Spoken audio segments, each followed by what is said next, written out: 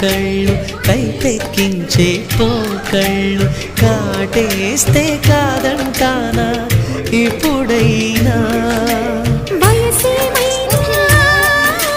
సొగసేమైనా మరపించే మనసేమైనా నవ్వు నవరాత్రి నీ కోసం తీసుకువస్తున్నా మైనా ఏమైనావే మన్మథ మాసం అయినా ఎంతైనా ఇది మెత్తని మోసం